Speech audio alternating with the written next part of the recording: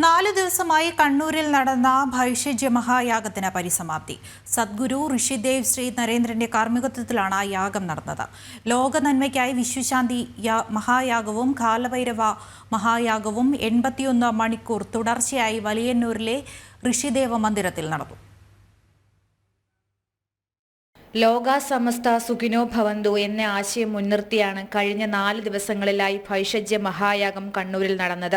നിരവധി മഹായാഗങ്ങൾ പൂർത്തിയാക്കിയിട്ടുള്ള സദ്ഗുരു ഋഷിദേവ് ശ്രീ നരേന്ദ്രനായിരുന്നു യാഗത്തിന്റെ മുഖ്യ കാർമ്മികത്വം. പ്രകൃതിയെയും വ്യക്തികളെയും ഭൂമിയിലെ എല്ലാ ജീവജാലങ്ങളെയും ശുദ്ധീകരിക്കുക എന്ന ലക്ഷ്യത്തോടെ നടത്തിയ യാഗത്തിൽ വളരെ അപൂർവവും ശക്തവുമായ ഔഷധ സസ്യങ്ങളാണ് ഹവിസായി ഉപയോഗിച്ചത്.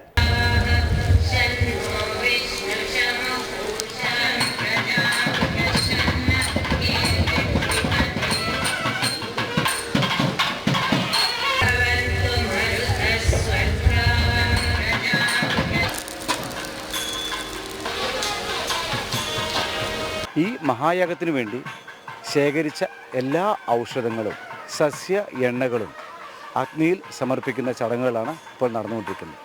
സാധാരണഗതിയിൽ ഒരു യാഗമെന്ന് പറയുമ്പോൾ നമ്മൾ മനസ്സിലാക്കുന്നത് യാഗശാലയ്ക്ക് തീയിടുന്ന ഒരു സംവിധാനമാണുള്ളത്. പക്ഷേ ഭൈഷജ്യ മഹായാഗത്തിൽ യാഗശാലയ്ക്ക് തീയിടുകയില്ല. പകരം യാഗത്തിന് വേണ്ടി ശേഖരിച്ചിരിക്കുന്ന എല്ലാ ഔഷധങ്ങളും അഗ്നിയിലേക്ക് സമർപ്പിക്കും. മഹായാഗത്തിൽ ഓരോ മണിക്കൂറിലും ഒരു ഔഷധ സസ്യമാണ് യാഗാഗ്നിക്ക് ഹവിസായി നൽകിയത്. അതായത് 81 മണിക്കൂർ ദൈർഘ്യമുള്ള മഹായാഗത്തിന് 81 തരം ഔഷധ സസ്യങ്ങൾ ഉപയോഗിച്ചു. 81 ടൺ അടിസ്ഥാന ചമതയും 9 പരം സസ്യ എണ്ണകളുടെ മിശ്രിതവും യാഗത്തിൽ അഗ്നിയിൽ സമർപ്പിച്ചു. ഒടുവിൽ 4 ദിവസങ്ങളിലായി നടന്നുവന്ന യാഗത്തിന് ഭക്തി നിർഭരമായ പരിസമാപ്തി. ജനം, കണ്ണൂർ.